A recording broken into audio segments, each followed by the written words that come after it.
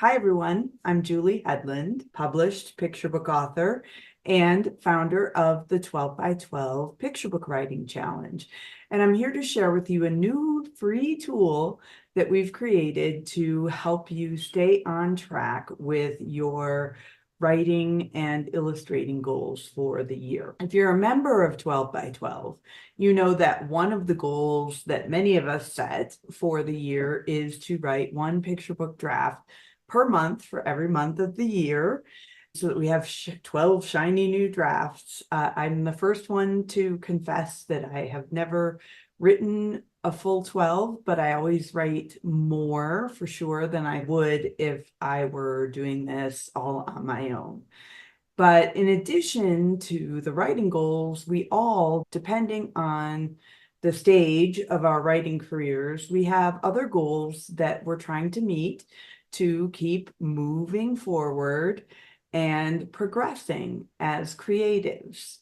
Now, if you have participated in my 12 Days of Christmas program in the past, you know that I'm very passionate about building a compassionate blueprint for the year rather than setting a whole bunch of resolutions that aren't based in reality. But what I've never done is come back in the middle of the year to say, okay, before we get to the end of the year and start going, oh my gosh, what happened this year with all this time? I thought it might be better to take a moment now that we're here in June to assess what we've done so far and what we still want to achieve. Plus, some things may have changed along the way. So I'm very happy to share with you this brand new mid-year goals check-in worksheet. And you might be thinking, okay, it's a worksheet. How hard can it be? And it isn't. There are 8 questions. They're pretty straightforward and self-explanatory. But as I do with the 12 Days of Christmas, I just want to give you a little bit of context around why I suggest that you take stock in this particular way. So let's just quickly go through these one by one, and then you can have an amazing second half of the year. First thing to know, this is completely customizable.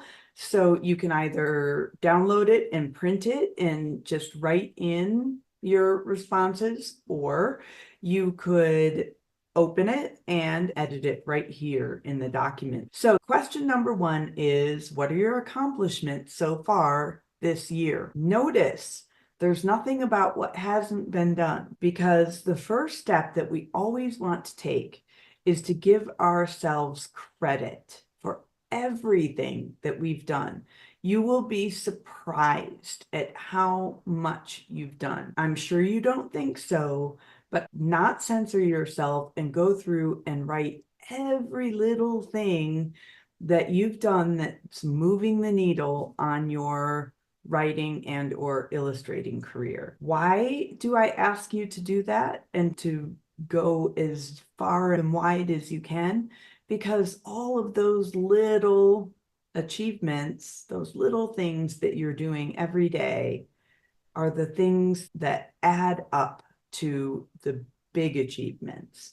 So this is all about giving yourself a big pat on the back. Then you can look at, okay, what hasn't gotten done yet? And if you had the blueprint from 12 Days of Christmas, or if you had a list of resolutions or goals from January, now's a good time to get that out and take a look at goals that you had set for yourself in the beginning of the year that maybe haven't gotten done yet. Now, remember, it's still only halfway through the year, so we're not allowed to berate ourselves. We're not allowed to feel behind. Okay, we are where we are.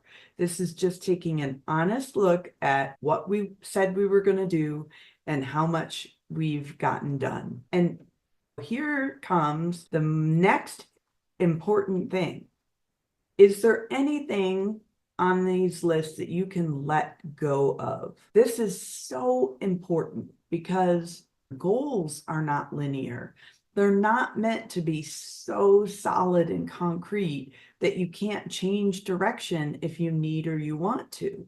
if you started the beginning of the year thinking, I'm going to write this particular manuscript, but then you start and it's just not coming together for you, but you get this great idea and you've gone off getting really excited about this other idea. Are you going to set that other idea aside to be a stickler about the fact that I said I was going to write this one? No, this is where you can let go of that thing, that other piece, or you can say, I'm just going to put it aside for now. You don't have to fully let go of it.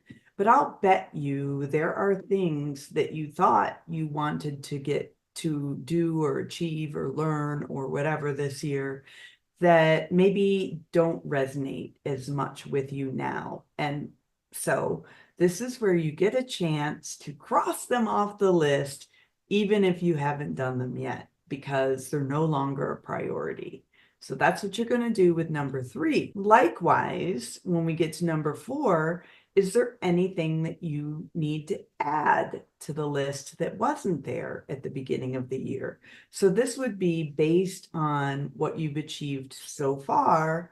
You may have new goals related to some of those achievements. Maybe you revised an old manuscript and it's really speaking to you, and now you want to get it ready to submit, whereas that particular one hadn't been on your radar. Or here's one that's common for me. If I have work that my agent has on submission and there hasn't been movement in a while, I need to reach out to her and discuss strategy. And that probably wasn't on my list before, because I'd probably hoped that by 6 months into the year, there would have been an offer on one of those books. So this is where we allow ourselves to adapt. This question I always include in the 12 Days of Christmas as well. What resources or help do you need to meet the goals for the rest of the year? Whether you are a member of 12 by 12 or not, you are not an island. Nobody can get where they want to be alone. So what resources, personal or professional, can you call upon to help you? Do you need more help from your family to give you more writing space? Do you need an actual writing space where you can separate yourself and put the focus in? Do you need critique partners? Or do you want to be part of an online writing community? Do you need to take classes? Do you want to attend a conference? Here's where you're going to write all these things down, even if you're not sure yet where you're going to find this support, if it's available, or whether or not you can afford it. So yes, you heard me correctly. You want to write it down, even if you don't know how it's going to happen. Don't censor yourself, because you would be surprised to see how resources and help can arrive just when you least expect it, because you've articulated the need. Now, we're getting into the fun stuff. Number 6, how will you celebrate your achievements? This is a big thing that I discuss in the 12 Days of Christmas as well, but also every week in 12 by 12, we do a dance party to share with everyone what we've gotten done just in the past week. Because it's so easy to focus on how we're falling short, what we haven't done. But look, I don't have to see your list to know that you've done a huge amount already, whether you think so or not. So celebrate, and I want you to write down what you're going to do so that you can hold yourself to it. They can be monetary rewards. You can buy yourself flowers or go on a retreat or get a new notebook. They could be experiential, like a bubble bath, or you're going to read without guilt. Whatever it is, when you begin that activity or you give yourself that reward, be intentional about giving it to yourself as a gift for everything that you've done and you are doing. And then for number 7, think about, how are you going to keep yourself inspired? How are you going to fill your creative well for the next 6 months. This is hard work. And just because we write for children does not mean that it's all grins and joy and giggles and laughs, right? And we can very easily fall into the trap of depriving ourselves of the oxygen, the inspiration that we need to keep going. So, what keeps you going? Maybe it's time outdoors or reading books, or maybe you want to do the artist's way, or you go on a long hike, or take a trip somewhere, or go to an art museum, or whatever it may be. But I want you to really think about things that give you joy that you can use to remind yourself why you keep working.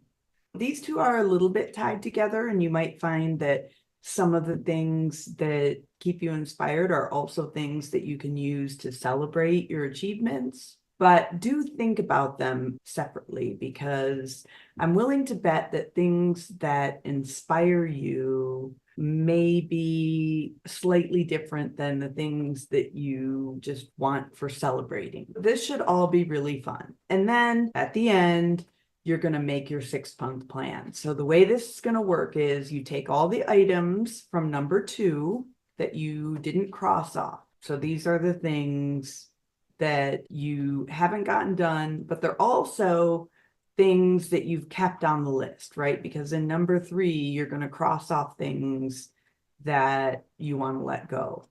So you're going to put that there. Then you're going to add the items from number 4. So anything that needs to be added based on where you are right now. And then next to all of the things on that list, you're going to put the resources that you'll need that you listed in number 5. And after that, you can just have fun. You can sprinkle in your celebration and your inspiration ideas. I really encourage you to decorate this page, put quotes on it, get your crayons out or your markers or paints or collage. Just do something to make this visual and keep it somewhere that you can see it regularly. So to show you what this might look like, let's say I had on my list number 2, the beginning of the year was to win the 12 by 12 challenge, but I've only written 4 manuscripts. So what I need to do is write 8 more first drafts to win the challenge. And so what do I need to do that? Obviously, I need to check in. I need to do the monthly check-ins, collect badges, and I need, let's say, my family to give me a free weekend to get caught up because I'm a couple of drafts behind, right? If you're writing this by hand, you could do these in different colors. So maybe the resources that you need are going to be in a different color or something. Doesn't have to be. You can make this your own. Okay, so let's say of the 4 manuscripts that you've written already, you know that 2 of them you're not going to do anything with. 1 needs to go to your critique partners, but the other one, you got so excited about it that you've already run it through your critique group a few times, and you want to make your final revisions and get it sent to your agent, right? So you're gonna maybe say final revision on January manuscript and send to agent. You don't have to put a resource there because pretty much that's just all on you, right? Now, let's say one of your goals at the beginning of the year was you wanted to write a picture book biography, and you've started working on it, but you realize, and this was me at one point, you're in over your head a little bit. So maybe what you want to do here is revise your original goal to learn the craft of writing picture book biographies. Give yourself a little more time. And then here you might put course A, B, or C, or a webinar. Where can you go to learn those skills? These are just a few examples. And again, this is all just for you to do what you will. And if you decide to just write the list without the resources and so on, whatever, just have fun with it. Make it something easy and that you can just take a glance at and cross things off, because we all know that crossing things off is fine, right? And that's it. So I hope this creates a bridge between your beginning of the year goals or resolutions and where you're going to end up at the end of the year. If you are a 12 by 12 member, you will have received this worksheet in an email, and it will also be available in the forum. And if you're not a member and you want to get this worksheet, you can go to 12by12challenge.com/goals-worksheet. And once you've downloaded it, you can fill it in electronically, or you can print it out and do it manually, whatever brings you the most joy. So good luck and good goals. Ciao for now.